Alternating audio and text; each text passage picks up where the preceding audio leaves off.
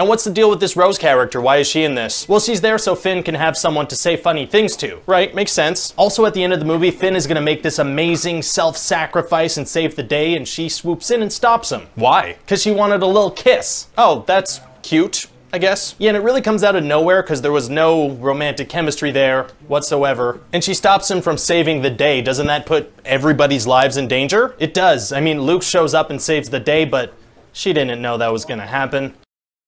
When reflecting on The Last Jedi's relative failure at the Chinese box office, Milo Yiannopoulos took great delight from proposing that critics had quickly identified it as being infested with something they call baizuo. Baizuo, which is B-A-I-Z-U-O.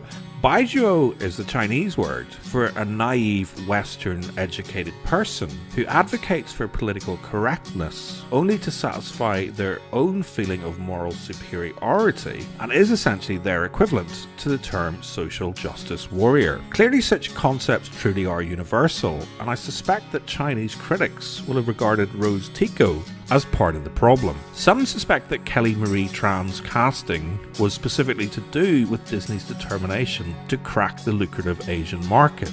And while there may be some truth in this, I suspect that it could very well have had at least as much to do with a desire to reflect diverse demographics within their own domestic market. Personally, I applaud them for casting an Asian American actress, but given the story arc that they gave her to work with, it does become harder to outright reject suggestions that her role in the film is a clear example of baizuo. According to Newsweek, while she's quickly become a firm fan favourite, there are unfortunately some losers even in the Star Wars fanverse. This followed reports that someone edited her character's Wikipedia page with various racist slurs and comments. Obviously such behaviour should quite rightly be condemned, but there does seem to be a consistent trend of deflecting any fault finding from the fans by simply dismissing it as racism or sexism from a small but vocal minority. And while there will inevitably always be a few absolute donuts, such claims can just as inevitably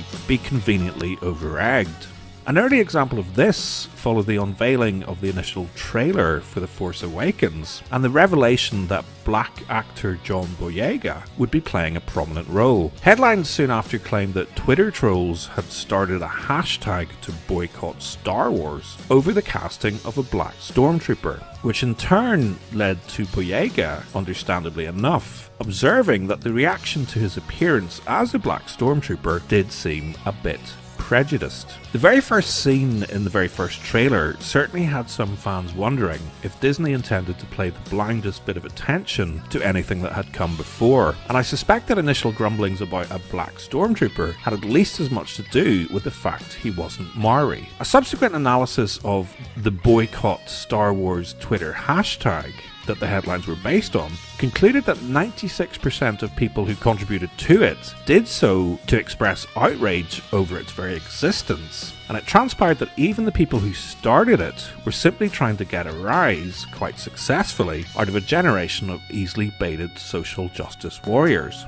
I'm delighted for Tran if she has become a firm fan favourite, but such enthusiasm apparently hasn't extended to toy sales, and I suspect that more in-depth audience feedback may very well lead to a Jar Jar Binks sized backtrack for the finale. Either that or an online petition demanding that next time they don't set her up to fail. Because while Tran's character at least had the potential to have been an interesting and spunky addition to the story, for me, like many, her part will forever be tainted by her association with a pointlessly distracting subplot and the single most terrible moment in the history of Star Wars.